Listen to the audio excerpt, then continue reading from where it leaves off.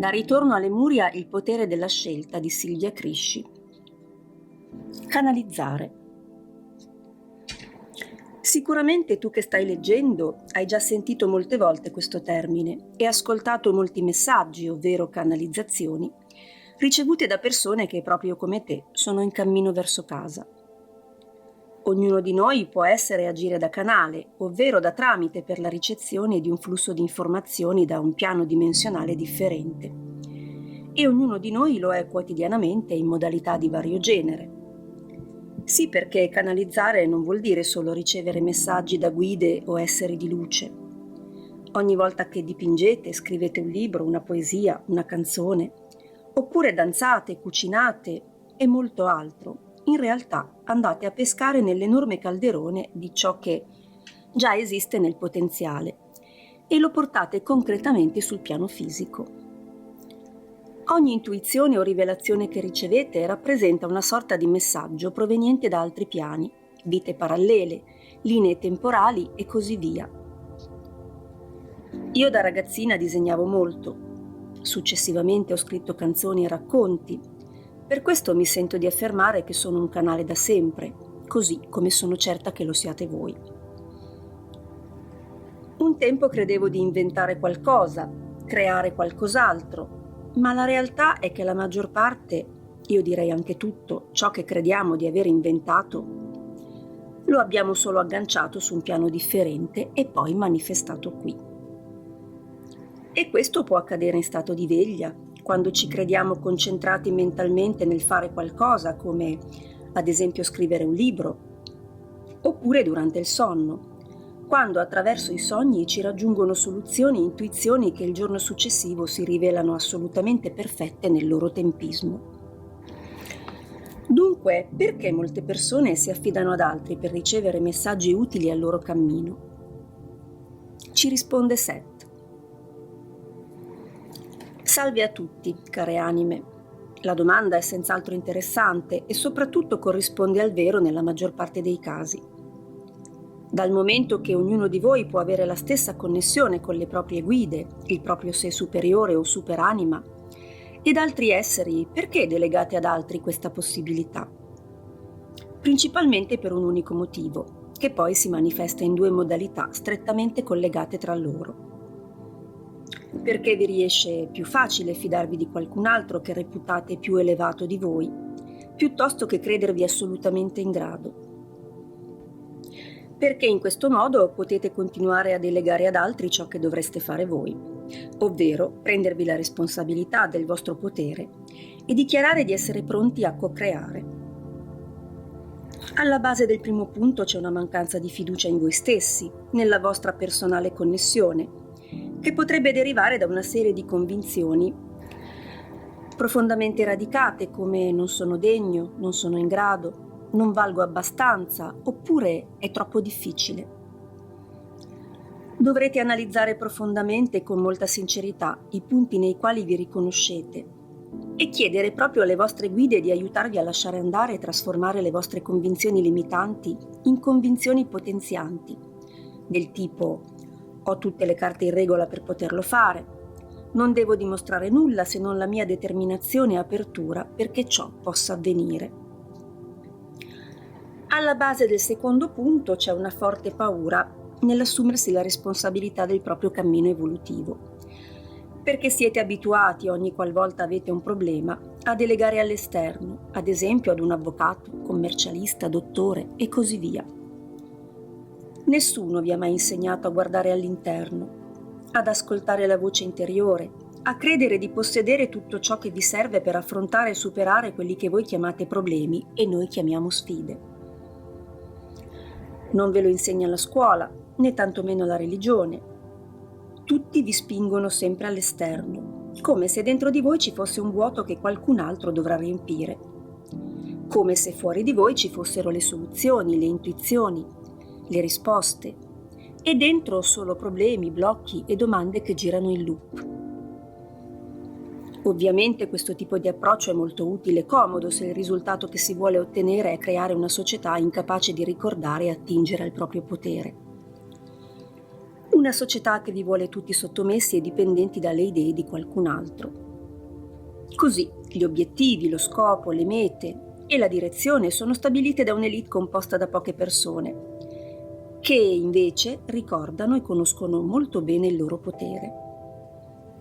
Quindi, se volete diventare esseri di quinta dimensione, dovrete imparare a guardarvi dentro e fidarvi di voi stessi.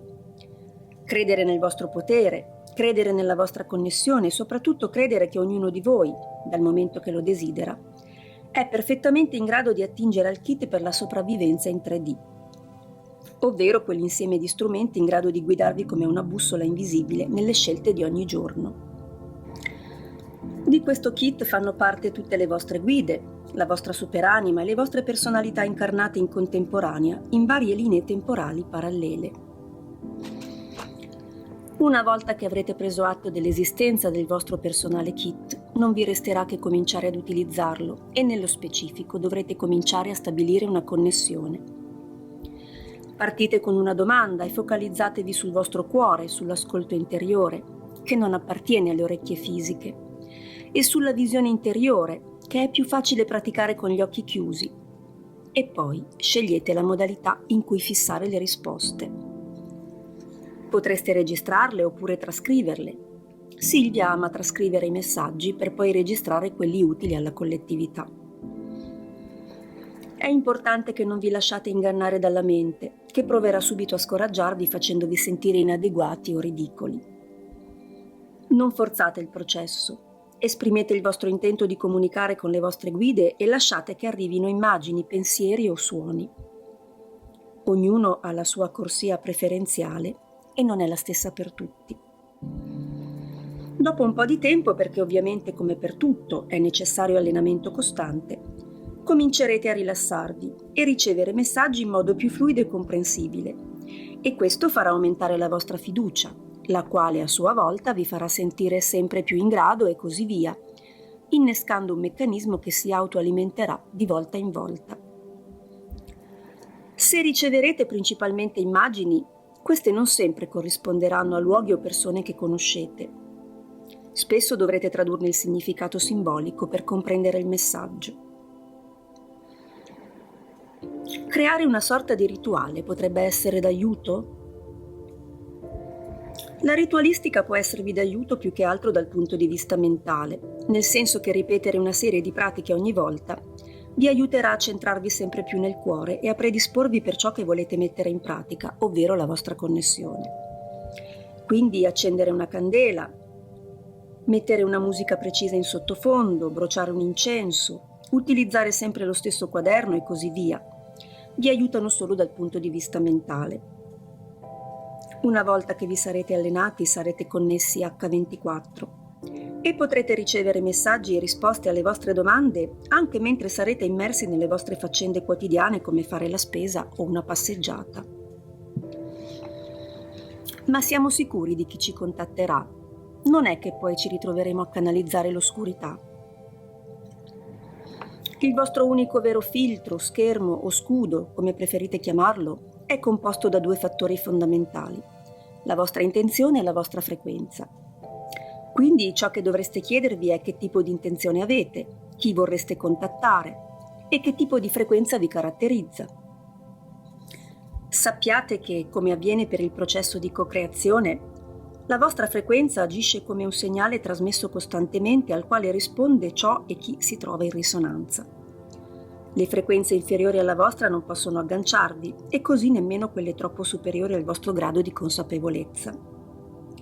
Certo, se dentro di voi albergano profonde paure, in questo senso anche quelle funzioneranno da magnete, ma chi ha consapevolezza non ha così tanta paura. Attirate ciò che vi somiglia e vi corrisponde, persino le vostre guide cambiano a mano che evolvete. Sono come insegnanti, ognuno dei quali è preposto ad accompagnarvi per un tratto di strada, per poi cedere il passo al successivo. Ma a differenza di quanto accade sulla Terra, dove fino ad una certa età siete obbligati ad andare a scuola, il cammino evolutivo si sceglie e se voi non chiederete mai aiuto alle vostre guide, loro potranno fare molto poco rispetto a quanto potrebbero se consultati. Centratevi nel vostro cuore e da lì inviate la vostra richiesta. Non potranno che rispondervi la vostra anima e le vostre guide, per portare luce e amore nelle vostre vite. Ovviamente anche il tipo di messaggio ricevuto vi confermerà l'identità del mittente. Le guide, gli angeli, i maestri ascesi e la vostra superanima non vi comunicheranno mai messaggi in cui vi giudicano, vi criticano o vi impongono qualsiasi tipo di azione. I messaggi provenienti dagli esseri di luce sono intrisi di amore, incoraggiamento e soprattutto rispettano assolutamente la vostra sacra libertà di scelta. Seth, approfitto della tua presenza e disponibilità per farti una domanda che le persone spesso fanno a me. Come sai, dei messaggi provenienti da altri piani ce ne sono molti, tra libri, video e ogni altra modalità. Ma alcuni sono molto diversi nei contenuti, pur trattando dello stesso tema. La domanda è: con tutti questi messaggi così differenti, talvolta addirittura contrastanti, come si fa a capire quale sia la verità? In realtà, per rispondere alla tua domanda è necessario che io vi ricordi che vivete in un mondo duale, dove siete abituati a qualcosa di giusto o sbagliato, di vero o falso e così via. La verità assoluta non esiste per il semplice fatto che ognuno dei canali si connette con esseri dalla frequenza affine alla sua. Questo sempre perché è la frequenza a stabilire a quali piani dimensionali siete in grado di accedere. Nella vostra frequenza, tra le varie informazioni, c'è scritto anche ciò in cui credete con maggiore intensità. Avevamo già parlato delle convinzioni e del loro peso a livello di frequenza personale. E questo determina quale tra i milioni di potenziali possibili per il futuro del singolo viene agganciato e quindi canalizzato. In definitiva, ogni canale aggancia il potenziale che gli somiglia di più, ovviamente a livello di frequenza, e quindi non solo mentale. Ormai sapete che il futuro non è scritto e soprattutto non è immutabile. Ci sono milioni di potenziali futuri là fuori per voi e dipende dalle vostre scelte quale collasserà nella materia.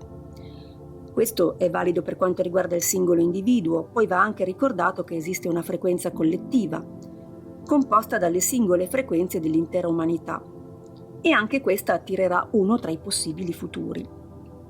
Ovviamente il futuro che agganciate a livello collettivo è legato alla frequenza determinata dalla maggior parte dell'umanità, da ciò in cui crede, ciò che si aspetta e ciò che immagina e quindi alimenta costantemente. Da qui torno ad evidenziare l'importanza della consapevolezza del vostro potere creativo, in modo da non lasciarvi indurre strategicamente attraverso notizie, film e qualsiasi tipo di mezzo di comunicazione di massa ad immaginare e temere costantemente scenari catastrofici, perché li attirereste a voi come un grande magnete. Se oggi siete ancora sulla Terra e molti di voi stanno compiendo il passaggio verso la quinta densità, insieme al pianeta, è anche grazie a ciò che siete stati capaci di attirare a voi molto tempo fa. Fino ad un certo punto, cioè prima del 1987, il potenziale futuro più probabile per l'umanità era quello che veniva definito Armageddon, ovvero la fine e l'estinzione.